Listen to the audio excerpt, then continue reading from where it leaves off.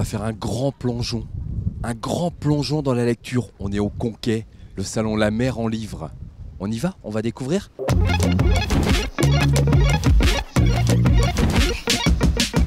On a à peine commencé que déjà vous nous apportez le café. C'est vrai, ben, il fait pas beau, donc ça réchauffe un peu les cœurs. Ça réchauffe les cœurs. Voilà.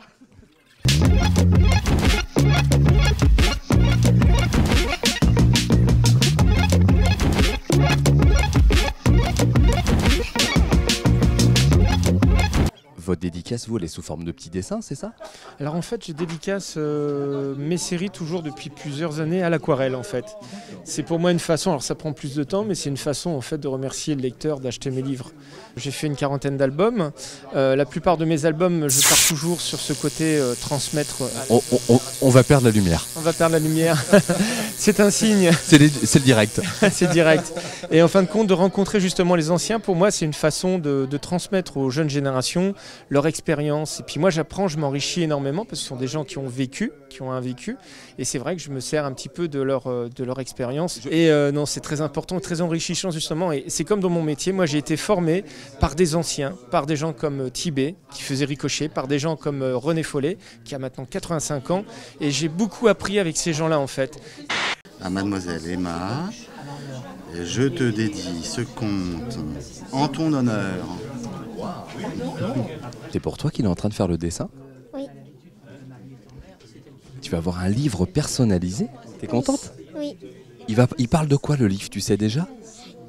Une fleur qui s'appelle Tournesol. Il n'y a plus de soleil, il était trop fatigué.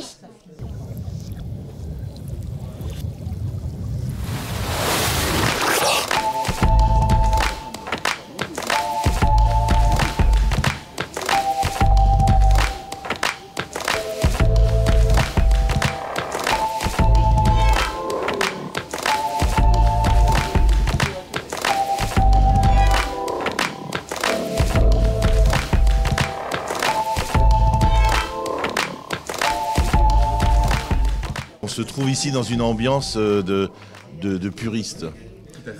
Hein, c'est comme la météo, enfin on est là, on sent le vrai quoi. Tous les collègues qui sont autour là, c'est des gens qui ont vécu la mer. Donc c'est toutes ces rencontres que l'on a. On a des gens de toutes les directions en fait qui sont là et qui se retrouvent le temps d'un week-end pour parler de la mer et pour moi, c'est l'essentiel.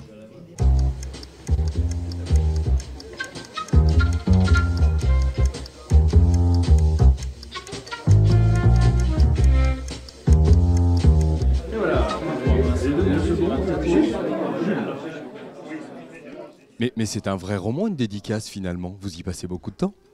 Ah ben j'estime qu'il faut quand même respecter le lecteur. Donc vous savez, beaucoup de gens, beaucoup d'écrivains qui disent bon souvenir ou amicalement, etc. Moi j'essaye quand même de le respecter en lui faisant un petit mot. Comment vous présentez en quelques mots tout simplement? Eh bien mon activité depuis maintenant 35 ans, c'est d'être chercheur de trésors. Je suis chercheur ou découvreur de trésors? Chercher pour trouver. Voilà, effectivement, avant de découvrir, il faut chercher. Et je dirais le parcours de la recherche est, je dirais, pratiquement aussi intéressant, sinon plus, que la découverte. Bon, j'ai écrit une quinzaine de livres qui sont principalement, à part de 2-3 livres sur mon aïeul Robert Surcouf, qui était mon arrière-grand-oncle, le roi des corsaires.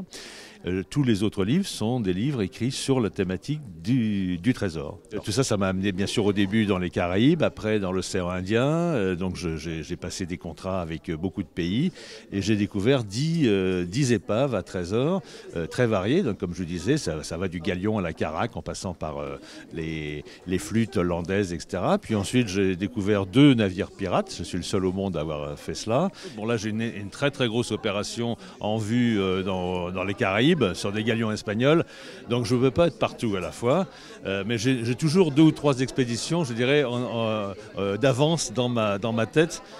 L'Égypte, ça te dit quelque chose?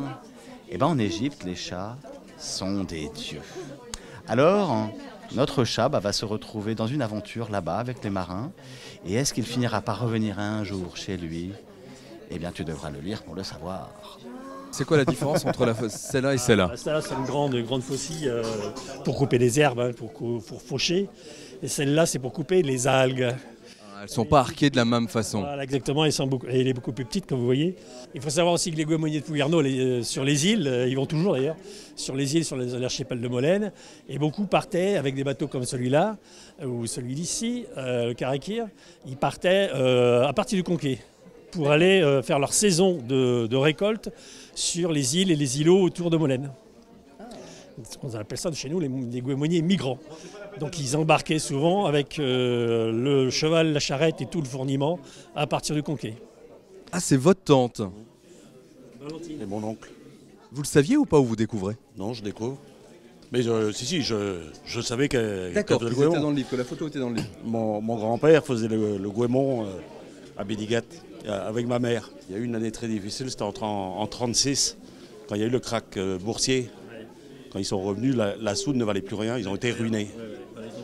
Tous les goémoniers ont été ruinés. Là.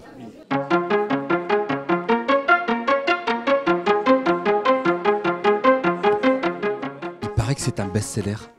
C'est vrai? Bah oui, tout le monde est en train de le lire. Je vois, il y a plein de bouquins partout, mais tout. Il paraît que c'est le best-seller de la journée. C'est vrai? Non, mais moi j'applique le principe d'Emmanuel Kant selon la lecture du quotidien et le bréviaire de l'homme moderne. Moi je suis l'auteur de 2 romans qui sont des romans d'aventure, ce sont des histoires de mer. Et moi j'habite près de Chamonix, donc vous voyez que venir au Conquet, je pense que je suis celui qui vient le plus loin.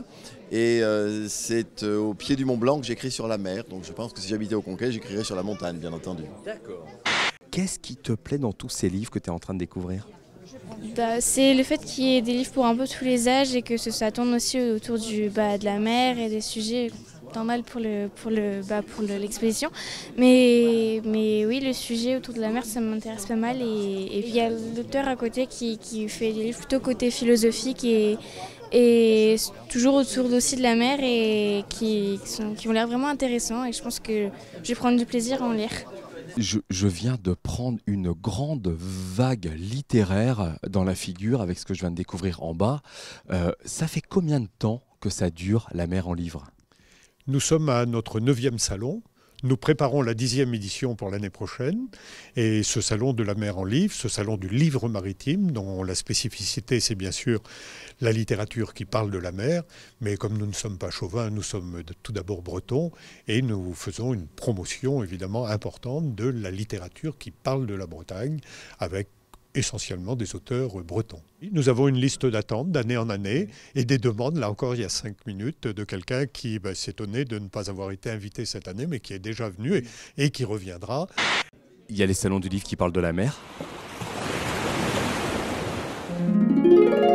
Et il y a les salons du livre consacrés aux contes et légendes.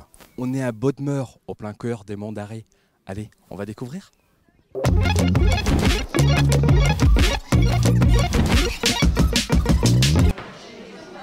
Ça fait 15 ans que je voyage avec mon âne et j'écris des récits de voyage.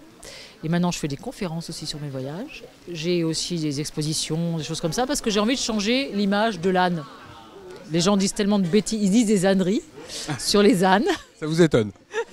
Ben oui, parce qu'ils ne le méritent pas. Il y a eu des milliers d'ânes qui ont été envoyés au front, qui ont servi les poilus, qui ont ravitaillé les poilus en première ligne, là où c'était le plus dangereux. Et il y a peu de gens qui savent qu'il y a tous ces petits ânes qui ont été envoyés comme ça dans les tranchées. Et moi, je tiens à leur rendre hommage. Je vous ai pris pour un petit lapin. Et là, l'ours brun, il est en colère, mais en colère. Ah non, c'est pas possible. Et il se met à courir après le loup qui court, et boum! Il rentre dans un arbre, et là, il perd toutes ses dents. Oh! Un petit lapin rouge. Mais c'est un petit lapin rouge aussi. Ah pardon, roux. Fais une jolie histoire. Et c'est un bon conteur. C'est un conteur. Hein, c'est un conteur. C'est tout. On devient comment conteur? Ça commence comment moi, une histoire comme ça? Moi, c'est une histoire incroyable. Ça s'est passé dans la forêt de Brocéliande. Ah tiens, étrange. Étrange, voilà. En fait, j'étais venu raconter, lire une de mes nouvelles. Et la personne de l'office de tourisme de Tréorantec m'a dit c'est bien, l'année prochaine tu reviens, mais tu lis pas ta nouvelle, tu racontes. Et je lui dis non, moi je suis nouvelliste, je ne raconte pas d'histoire, je ne suis pas conteur. Elle me dit si. Alors je lui dis non. Elle me dit si. Je lui dis non. Elle me dit si, mais je lui dis non. 2 mois plus tard, chez moi, je reçois Jean-Marc de Rouen, conte au Mardi de Brocéliande à Tréorantec. Alors j'ai dit si. Alors donc c'est l'histoire d'une sorcière et qui a une mission. Un jeune dragon est tombé sur son toit et elle va l'aider en fait. Je travaille à partir de collages, donc tissu, papier peint, peinture. Et en fait le grand format m'a donné l'idée de la raconter dans les écoles parce que c'est vraiment une démarche intéressante, pédagogique. J'ai travaillé dans différents métiers très différents et un jour j'ai eu envie de faire quelque chose qui me plaisait. Je savais que j'aimais raconter des histoires à mes enfants et je me suis enfermée dans mon grenier et je me suis dit je vais faire un livre. Vous êtes descendu combien de temps après? Presque 9 mois. J'ai mis du temps.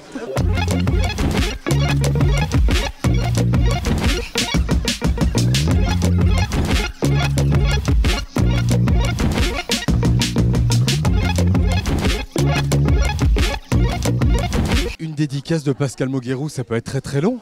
Ah, c'est très... Ouais, ça peut être long, ouais. Le public a beaucoup de patience souvent. Bah oui, je sais pas, en fait, j'ai jamais chronométré. Mais oui, ça peut aller jusqu'à un quart d'heure, ouais. Et quand il n'y a pas de mise en couleur. Quand il n'y a pas de mise en couleur. Ouais. Pascal, en tant que voisin ici à Bodmeur. Mais tout à fait, en pantoufle en plus. Dans 5 minutes d'ici. Ouais, c'est génial. Comme cadre, l'endroit, l'organisation est sympa. Comment parler de toi, Pascal, en disant que tu es le spécialiste des corrigans? Bah, c'est vrai que ça fait un moment maintenant qu'il traîne avec moi. Donc c'est sûr que depuis 15-20 ans, avec l'aventure des éditions au bord des continents, on a démarré en 95. Je continue à créer, j'ai encore un gros bébé qui devrait arriver pour Noël ou les premiers mois de 2015. Quoi. Vous n'avez pas la même chose en BD? Pas encore. C'est un peu épais pour moi. Pas encore, mais c'est prévu dans le temps qu'ils finissent la saga et ça sera prévu pour après. Ça raconte quoi? Ça raconte quoi? Là, ça va être long, hein. C'est une saga en plus. Non, c'est une formidable aventure. En fait, ça parle de mages, ça parle d'une jeune fille qui découvre des pouvoirs et qui se retrouve happée dans une aventure avec son compagnon. Du coup, elle se retrouve dans un nouvel écosystème, dans un endroit merveilleux. Les Monts d'Arrée. Presque.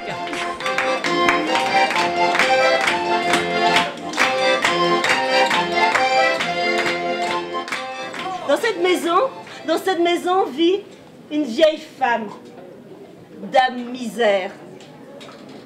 Elle est tellement pauvre, et la terre de son jardin est tellement pauvre, qu'elle ne mange qu'une soupe. Tous les jours, une soupe, faite d'une demi-carotte et d'une demi-pomme de terre. Isabelle, 4e édition de ce salon du livre Contes et légendes. Il est né comment ce salon? Eh bien, il est né d'une idée. Disons que nous avons un territoire qui est très fort au niveau légende, au niveau conte.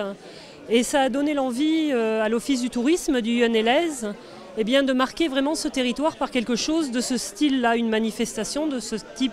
Et sitôt que ce projet a été mis en œuvre, j'ai tout de suite adhéré parce que c'était l'évidence, quoi. Trouver des conteurs, des gens qui écrivent des livres sur cette thématique, c'est relativement assez facile par chez nous, non? En Bretagne, c'est assez facile, oui, en effet. C'est très facile même de trouver des conteurs. Il y en a 250 de recensés. Quels sont les ateliers qu'on peut retrouver tout au long de la journée? Dis-moi, il y a les ateliers d'écriture, il y a peut-être des ateliers de dessin, il y a plein de choses. Il y a un atelier avec Yak à faire qui va tourner, je pense, autour du dessin et du conte aussi. Il y a un atelier avec moi sous le petit chapiteau là-bas. C'est un atelier qui est fait pour débloquer l'imaginaire des gens. Parce que souvent, quand je rencontre des personnes, elles me disent « je ne saurais pas écrire, je ne saurais pas faire ». Et je ne suis pas d'accord, on peut y arriver. Et puis il y a 40 auteurs en gros, il y a une vingtaine de conteurs qui vont intervenir, il y a des balades, enfin il y a vraiment plein de choses. Le chat, hop, qui saute sur la table, il y avait un morceau de Quicksal, qui prend le Quicksal et qui s'en va. Manuel, il s'appelait Manuel. Manuel arrive, je lui dis Manuel, t'as vu un peu le chat là? Il est parti avec ton lard.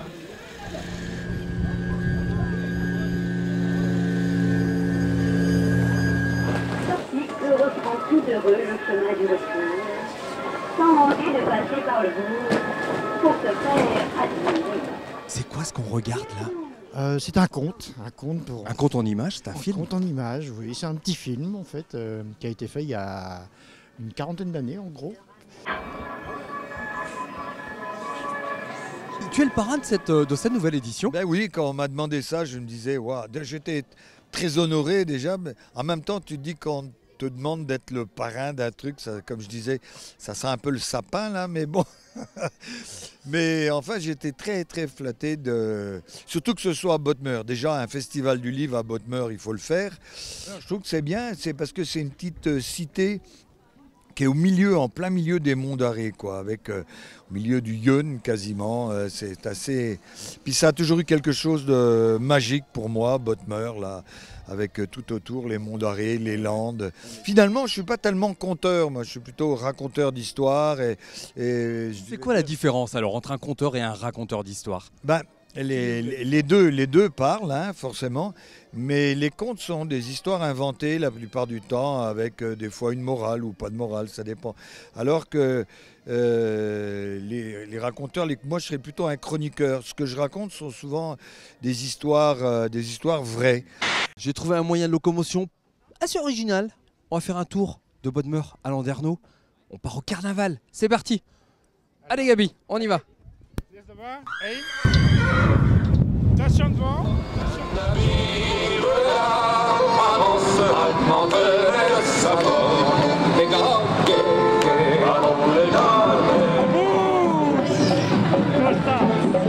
Le carnaval de la lune étoilée, enfin, on y est. De l'ambiance, de la bonne humeur et de la couleur, on est à Landerneau.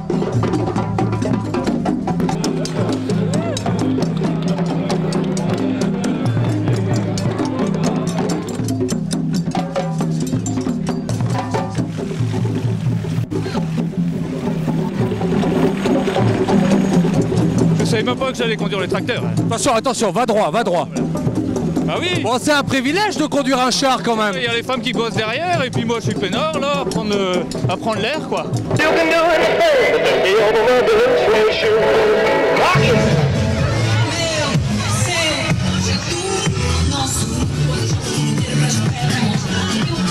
C'est quoi ça?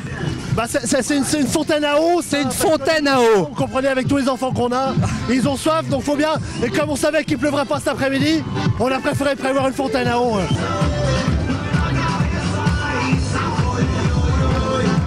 Regarde si c'est pas beau avec un petit peu plus de hauteur. Le carnaval de Landerneau.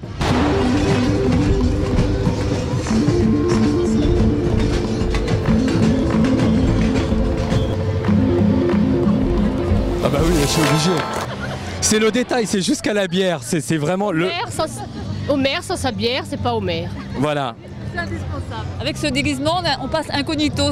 Voilà. Ce qui est bien, c'est qu'on peut faire les cons si on veut.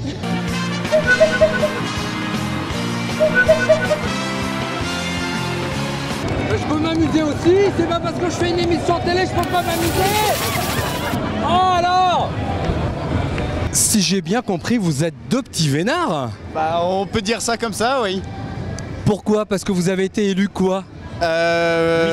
Miss et Mister Carnaval. Ça s'est passé comment? Qui vous a élu? Ce sont des jurys, donc il y avait les deux mystères de l'an dernier d'il y a 2 ans. Ouais. Plus 3 jurys qui faisaient partie, donc qui étaient des bénévoles aussi. Et là du coup vous êtes sur le char des commerçants de la ville de Landerneau? Oui c'est ça, oui tout à fait. Donc le char des commerçants qui nous ont invités, qui nous ont préparé la place. Et les commerçants d'ailleurs qui sont derrière puisqu'ils sont derrière, déguisés. Ils sont en barbe à papa effectivement. Barbe à papa. Donc pour les reconnaître c'est pas facile.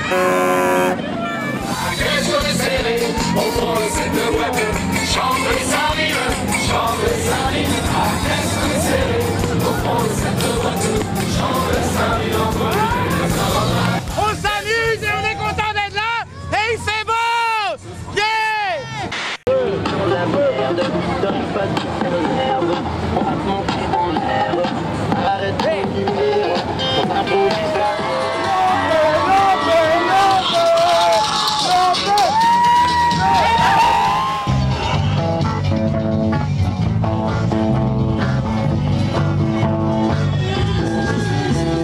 Ça va? Vous vous entendez jouer? Oui, ça va très bien. Là, on fait une petite pause, mais... c'est la pause. C'est la pause, là, en fait, on improvise parce qu'ils ont mis la bande son, mais du coup, on s'entraîne un peu aussi.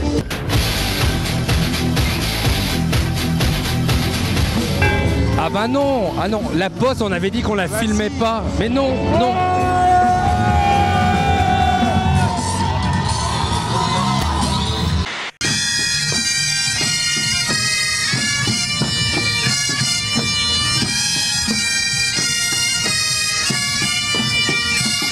Tu le trouves comment ce carnaval?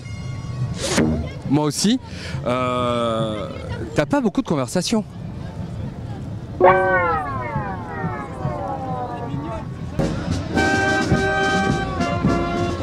Heinfeld, c'est la ville qui est jumelée avec Landerneau et ils sont venus de là-bas tout spécialement pour le carnaval.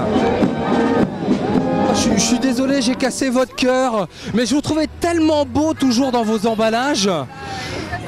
Barbie, comment vas-tu? J'ai très bien, merci. Oh, ça me fait très plaisir de te rencontrer pour de vrai. Merci, merci. Nous sommes venus spécialement d'Amérique. D'accord. Allez, je devrais faire l'accent. Nous venions spécialement d'Amérique. It's fantastic. Bon Ken, tout se passe bien? Tout se passe bien, c'était un super carnaval, il était génial, il était super.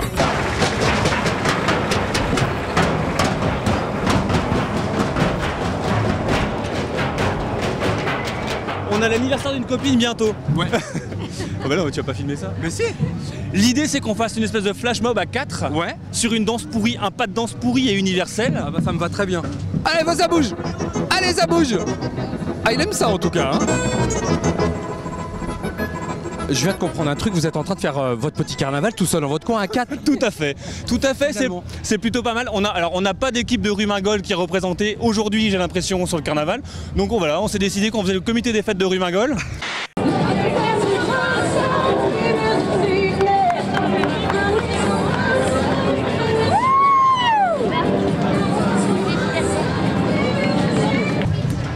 C'est n'importe quoi les caméramans aujourd'hui, ça filme des bulles. Il y a un problème, ça va? Non, ça va très bien, justement, nous sommes très âgés, donc du coup c'est pour ça qu'il faut se reposer. Vous semblez très à l'aise aussi là. Très âgé, très à l'aise effectivement. Charlie et la chocolaterie. Si ça avait été plus long, c'était beaucoup mieux. Ah ouais. Je pense que... Ça quoi ça peut? Ah là là, c'est bon. Tout est debout. On vous embête pas plus longtemps, bonne sieste alors. Hein. Merci.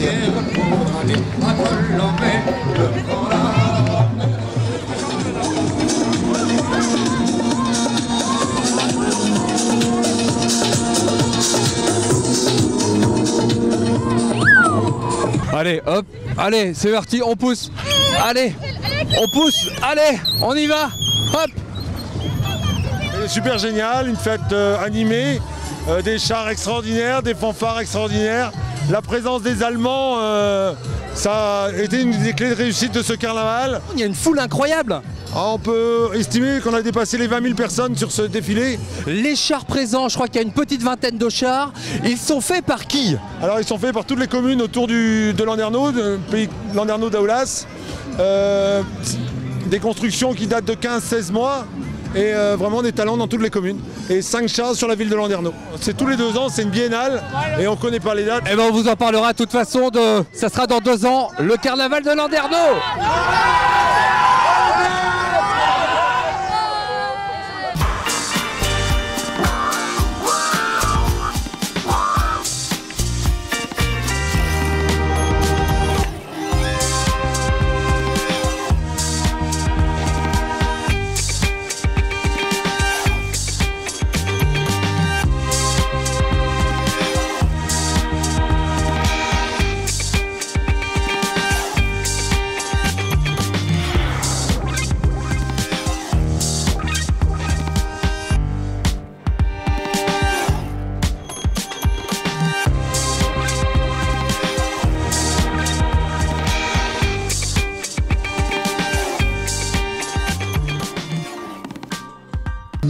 Je suis bien entouré pour terminer cette émission.